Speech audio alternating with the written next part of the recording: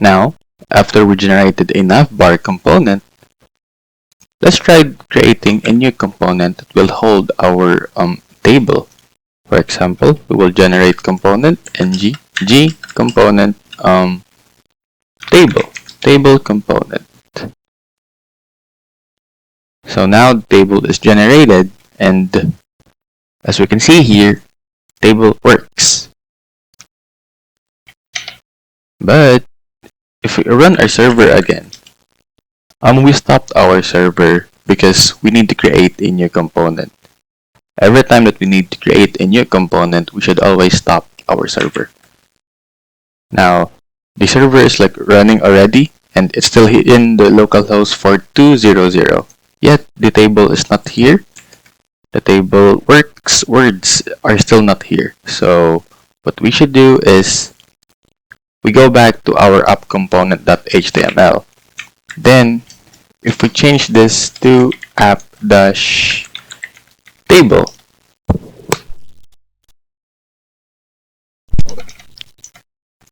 you can now see the table works word here, yet the navbar is gone. What I usually do for my own comfort, here in the table.component HTML, I insert here the navbar component, which will look like this.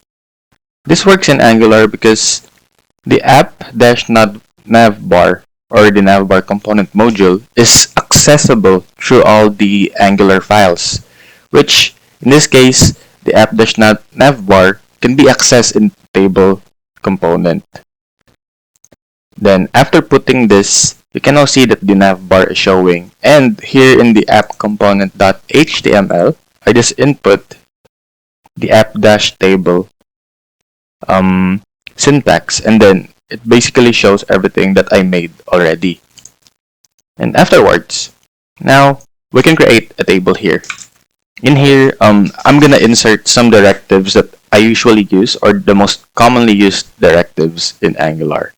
So let's start with doing the table. Then we insert the table head, we insert the table row, and we put the table header, ID, name,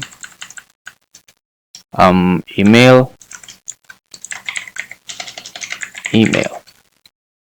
As we save that, you can see there's like already a header, but we don't have the contents for it. So what we should do is under the table head, after the table head, so it's the default thing. After the header, we insert the contents or the body of the table. So we put the body, and then in a table row, we use a directive. This directive is called ngForm. This works like a for loop in the regular JavaScript or any other languages. Let users of user. As you can see, there's an error because we didn't still declare this inside our table.component.ts. So what I should do after encountering this error is I go here in the table.component.ts, and we create here a variable called users. Users is equals to the array that we will use. Then we insert ID, name, for example, John Doe, and the email is johndoe@example.com. Then the error is gone because the user variable is already declared. Then we add more to this. Then there you go. We just need to add 2 more. 2, 3. Let's say this one is different. Let's say Jane Smith. Then this name for the other one is also different. Bob Johnson. And then let's change this to Jane Smith at example.com. Let's change this to Bob Johnson at example.com. Now you can see here that the users array is now declared here inside our TypeScript. If we go back to our table components we can now access this array using some languages, using some syntax. We'll use the double quotes.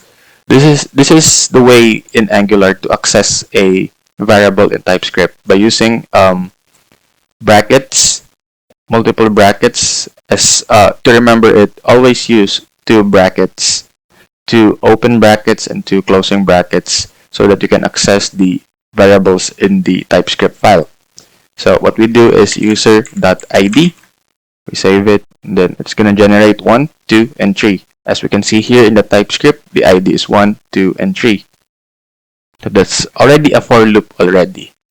So for example, in a for loop, we do it like for integer I is equals to 3 and less than something, and etc. It's gonna keep going and going and going until it ends. But here we just only have 3 users. So what we'll do is it's only gonna go up and loop until the ID is 3.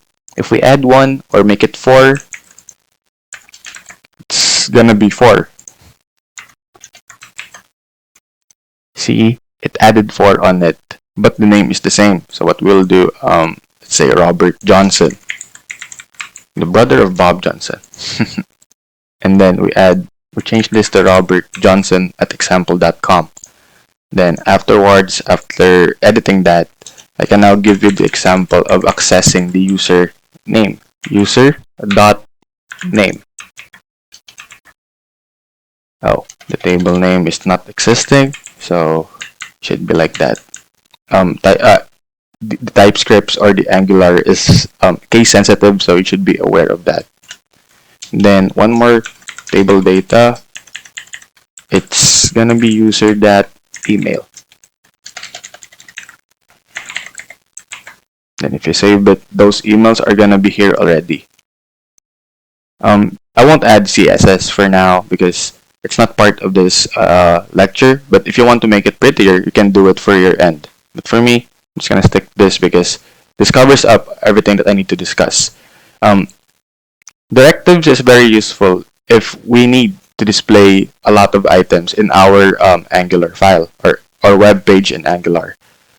But in actual thing, this is not hard-coded anymore, wherein you can use some APIs to access some data, like for example, a lot of products that you have to sell or you have to put in your store, wherein after accessing that API using for loop, you can just generate it with a single line of code. It's like this, with a much simpler code that you don't need to do over and over again using directives. That's for the ng for loop. There's still a lot of directives like ngif and etc. And those are usable in some certain conditions that you need to do. Later in this course, I will give you an example about ngif so that you will be familiar with it.